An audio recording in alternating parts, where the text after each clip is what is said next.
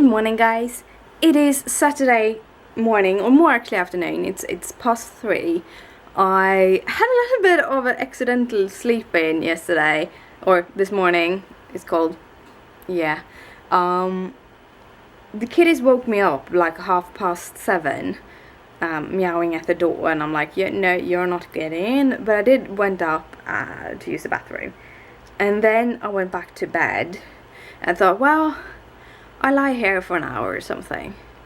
I didn't wake up until 11:30. And I'm like, God, the whole day has just disappeared because I've been sleeping. But I think I needed it. I think my body needed it.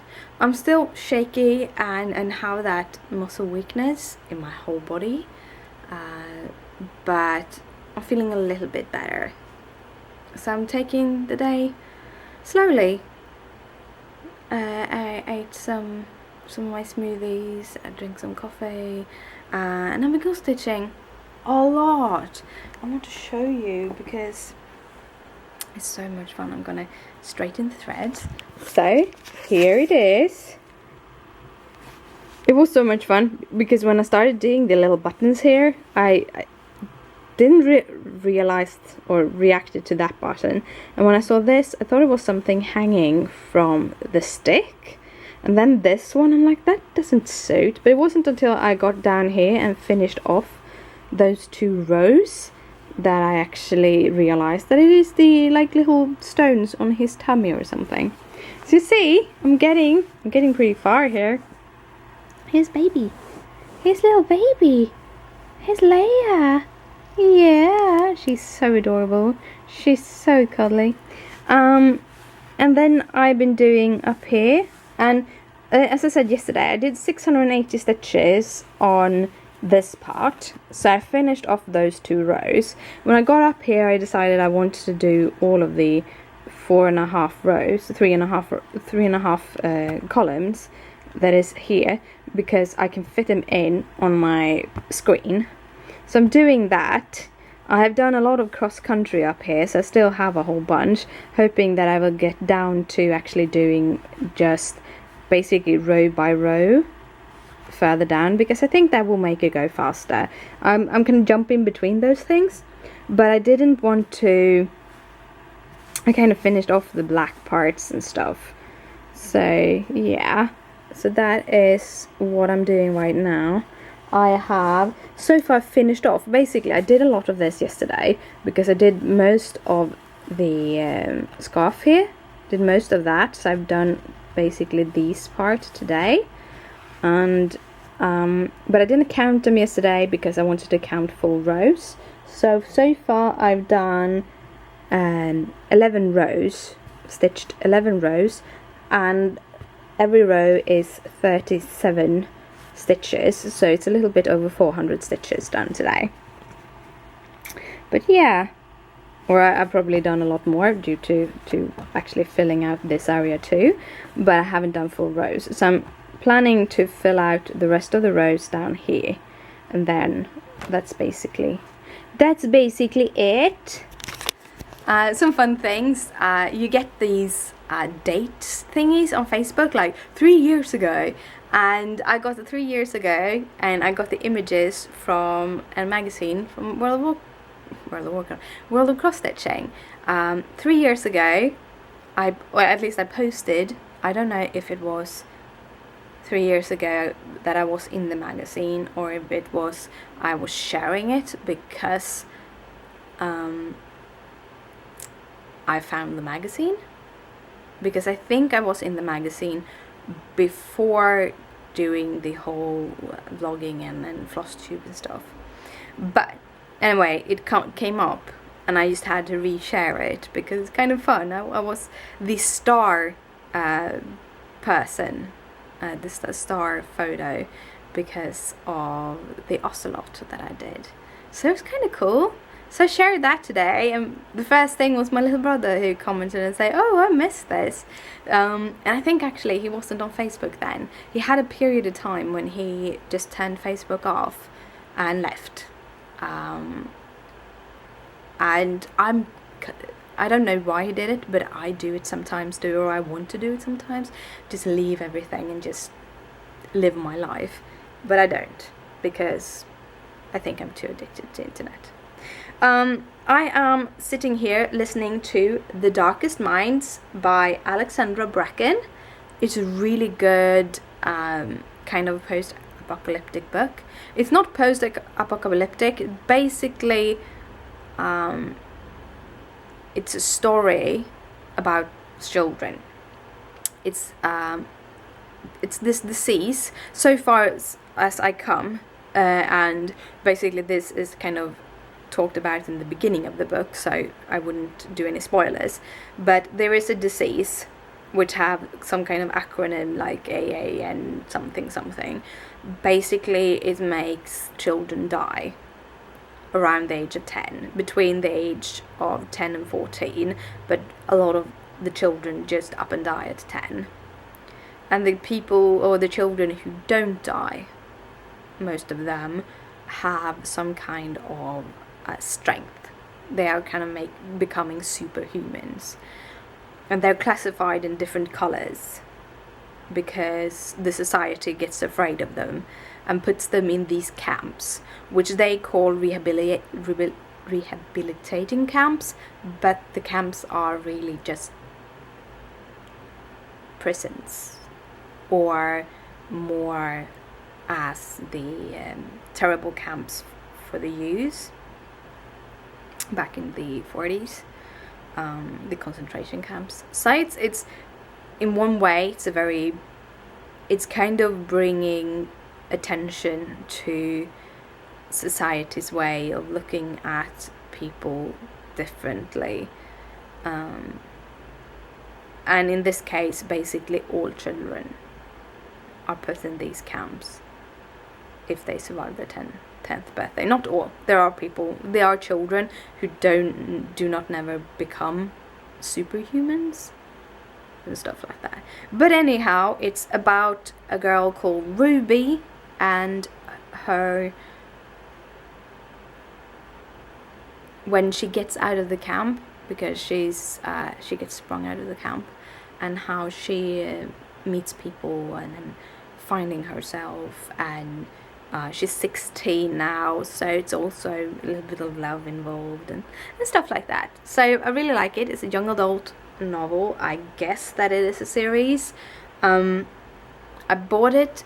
I buy mine through Audible. I have an Audible account. Buy all my books through Audible because it's simple and I get to have them in English. And I kind of like how it's set up because you can see which books you have finished, and so on, which books you have bought and everything. And also they have kind of cool features where you can see other books in the same genre or similar books to what you have read, so you can continue kind of book hopping. So I found this though in one of those get 2 for 1 credit. I was hoping that I was looking through them and I found like 6 books that I wanted, but sadly it was just once you could use the get 2 for 1, which I got like, but I want to buy like 4 of them or 6 of them, but no, I got to keep just the 2 of them. And I think The Darkest Minds was one of them, and I really like the girl who is the narrator. Really like the narrator. That is an issue when you find a series that you like and you listen to it, and in the middle of series they change the narrator, and then you find a narrator that you really don't like, and the book will not feel as good because of the narrator. And that is a side effect of listening to audiobook. When you read your book, you are the narrator. You will have your own voice in your head. But when you listen to it, you will kind of hear the interpretation of the narrator more than anything. So if the narrator isn't good or doesn't suit you, you might not like the book, even though you would have liked it if you read it yourself. I don't have the capability of reading at the moment. When I try reading in longer periods of time, my eyes start doing stuff. But good morning, guys. I hope you have an awesome day. it is time for me to head to bed, and it turned out being a very late night tonight too. I think one of the reasons is because it's so freaking hot during the days. It's like 28-30 degrees right now, and even though I have both my windows open and the fan, it still feels really, really warm. I think it goes down to like 16 during the night, so it is pretty cold now. And I think actually staying up because it's nice to be in the cooler weather, sort of. So this is it, stitching today. I've been basically stitching all day. Not really feeling good at all, with the feeling wobbly and feeling talk issues and all of that. So I've been kind of just being in my own little head and stitching and listening to the books. So the first book, I'm gonna see what it's called. We're gonna close this down because I won't say that. The first book was called The Darkest Mind by Alexandra Bracken, and I finished it. It was a really good book. It's a really good story. It is some teenage drama, but it's actually not that much teenage drama. It's more very gripping storytelling. However, there are a scene in the book that could be a trigger, so I would be careful if you are prone to getting triggered. I would probably not read it. It's a gruesome scene, and it's it's cut off, but I don't know if it's cut off in time. So yeah, that's the only thing. Otherwise, it's really good. It's about Rue. She's orange. She has mind control, and it's a story about her being afraid of herself, I think. It's one of the parts of it. But yeah, it's a really good book. So I finished it, and because I finished it, I needed another book.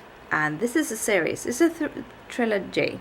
What I know, it's a trilogy. Might be that they have more books coming out, but as it is right now, there's 3 books. Second book is called Never Fade. It's read again by Amy McFadden. I actually really like her voice. I really like her storytelling. So she's one up on my little storybook. This is someone, a narrator I want to continue listening to. I have a tendency to book hop through narrators, so that I keep the narrator because she has a very sweet voice. I really like listening to her. And while I've been stitching, because I haven't done anything else, I have done 1,924 stitches today. That is like almost 2,000 stitches. Oh god, yeah. I was amazed over how many stitches I could get. This also shows me a little bit that this combined parking and cross-country cross-stitching actually works. So I think I'm going to continue doing it, but I'm going to be a little bit careful how I go around it when I'm doing it, because I know that one of the colors I realized when I'm like, yeah, this color is supposed to be this stitch, and then I looked at it and it's the wrong color. And I don't know if I did that to many more stitches or not. I don't know. So that is, it can be something wrong with the little glove, but I don't know if it is. And therefore I think I have to be careful about it. But so far it actually goes much faster. And one of the things when I talk about like the cross-country stitching is that instead of doing one row, I just continue with the color in such a way that it fits me, and then I just pocket the thread and then I continue with another. But I have a set. I have 3 and a 37 stitches actually, so 3 and 7/10 of a column that I'm working wide, And then I try not to carry my threads more than 1.5 row, so no more than 15 stitches down or 15 stitches in either way. But here it is. I want to show you this. Here it is, the glove there. Yeah, Gizmo is going crazy, but yeah. So here it is. I've basically done this whole part today, which is quite a lot. And if you see, he's really coming together. That is his glove, and he has got a little vest. It's called vest, a jacket of some sort. So yeah, it's gonna be awesome. I have 1, 2, 3, 4 and a little bit here left. I have no clue how much that will, how many stitches it will be, or if I can get them done tomorrow. All I know is that Christopher might be coming home tomorrow. Either, probably, if he's coming home tomorrow, he's coming home very late in the evening. Yeah, Gizmo is walking around and just, I have a candlestick in the window that he just had falling down. Okay. Christopher's coming home tomorrow sometime, might be late in the evening, because they wanted to drive by a store. His bag is a Swedish company that does it, the bag he goes around with. And he wanted to go by that store to see if he could find something for it.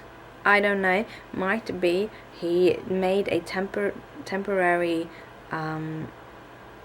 elastic thingy in the back, so he had an extra pocket, and I think he wants to see if they have any kind of those elastics in that fabric store, or not fabric store, it's a, I'm using the Swedish word, which is totally stupid. It's where they make the bags,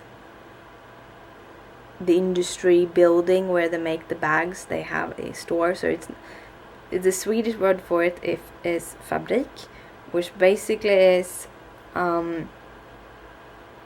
industry house, something like that. Yeah, sorry, I'm really tired, and the word is, a lot of words don't come to me right now, so I am going to head to bed. Yeah. I think I'm gonna try to clean a little bit tomorrow. We'll see how much I can do, but right now I'm heading to bed. So good night, sleep tight, don't let the bed bugs bite. Bye.